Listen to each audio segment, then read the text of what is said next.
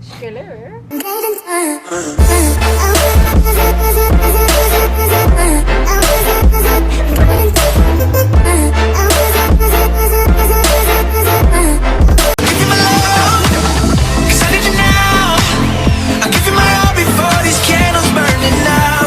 Hey, what's up everybody? I'm Haven and welcome back. Today's video is going to be my WWE Crown Jewel from October 31st, 2019 and my SmackDown live review from the next day. It's more like a thoughts video though. But before I get started, I just want to say, if you are not already, I do not know what you're waiting for. Please be sure to hit that subscribe button, become a Haley, hop on a spaceship, and let's get into this video.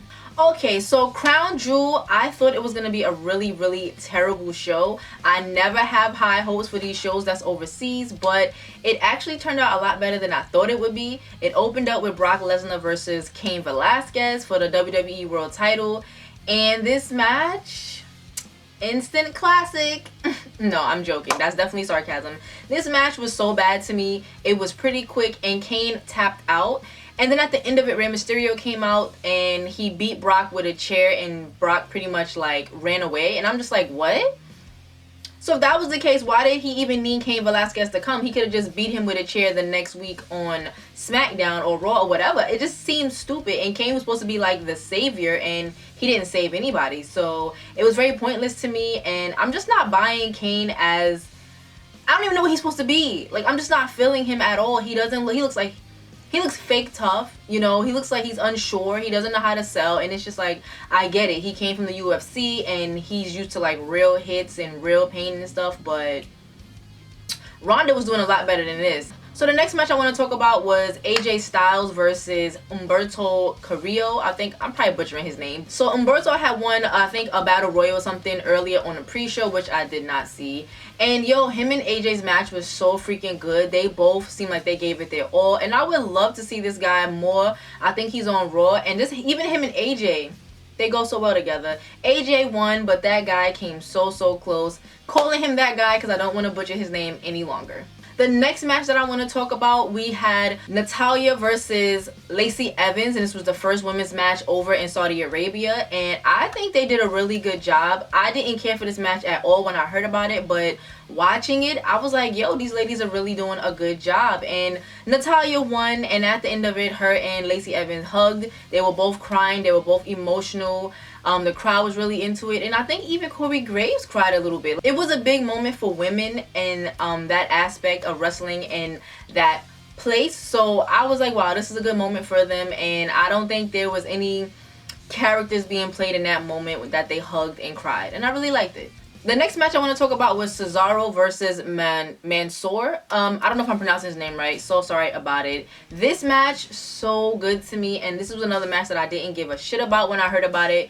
But these guys did so good. Mansoor was really good in the ring, and I don't even remember him from last year. He won some battle royal or something. Didn't remember, didn't care, but he did so good. And you know Cesaro is just like A1 in that ring, and they both looked really good. Mansoor won. Is his home country, and it was a nice win for him. So now I want to talk about the 5-on-5. We had Team Hogan versus Team Flair. It was Roman, Ricochet, Shorty G, Rusev, and Ali. And then we had on Team Flair, we had Randy Orton, Bobby Lashley, King Corbin, and I don't even know. Anyway, the point is the match was really good. I enjoyed it, but I'm just not a big fan of 5-on-5s. I'm not even a big fan of 3-on-3, but the match was cool. Roman did his thing, team captain. He flew. He jumped over the rope and dived on everyone, and I love it when he does that, and I love that they keep it special and rare. He does not do it every single week. Team Hogan won, clearly. I think Roman got the pin. Yeah, I enjoyed it. I definitely did enjoy it. If there's any match I don't talk about, it's because I didn't give a shit about it. I didn't forget. I just didn't care. I just want to touch on things that I cared about for this review, so yeah. Let's move on. So the next match that I want to talk about was the last match. It was Seth Rollins versus Bray Wyatt. Falls count anywhere. The match cannot be stopped. They come out, the match is started, and it has the red lights like it did last time at Hell in a Cell. I love this touch to Bray Wyatt's character, The Fiend, because everything about him is dark and creepy and like weird and freaky and just like, oh, this is crazy. And the fact that he wrestles with a red light, it's just a cherry on top. This match was cool. I didn't expect a masterpiece. I didn't expect a classic. They fought here, they fought there. Weapons came out. Bray once again was getting stomped. He kept getting up. And he even pushed Seth off the top rope. And Seth had set up 2 tables on the outside. And Seth went right through those tables. That was probably my favorite spot of the match, because we all know I love me a good table spot. The match ended when they were up by the stage, where there's like electronics and I guess maybe the pyro comes out or whatever.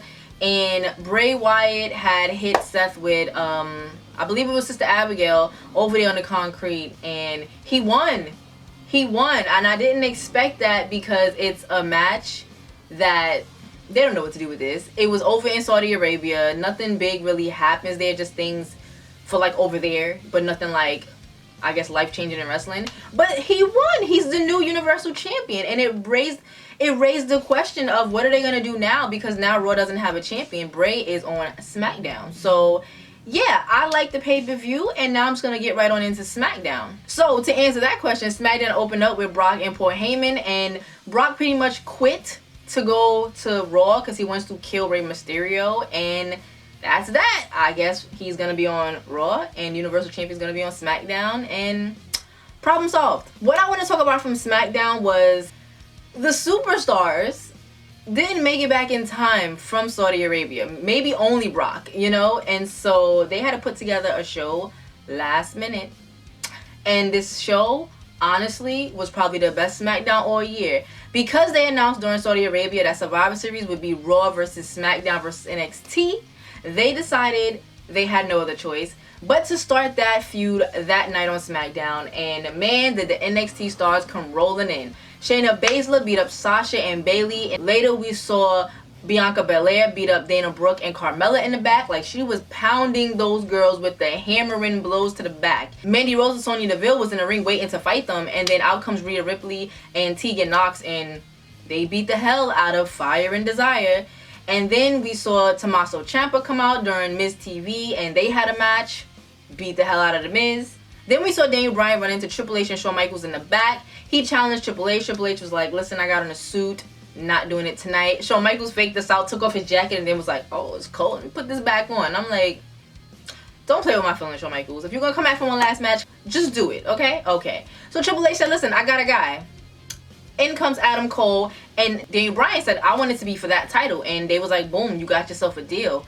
Main event, Daniel Bryan versus Adam Cole for the NXT title. This match, I really enjoyed it. These guys did so well. They worked really well together. And I cannot believe that Adam Cole beat Daniel Bryan clean in the ring on SmackDown. Literally everything that NXT did that night, they kicked ass and they won their matches. Triple H got on the mic after the match. The rest of the NXT people came out and they pretty much said, listen, y'all want war? We shot the first shot. What's up?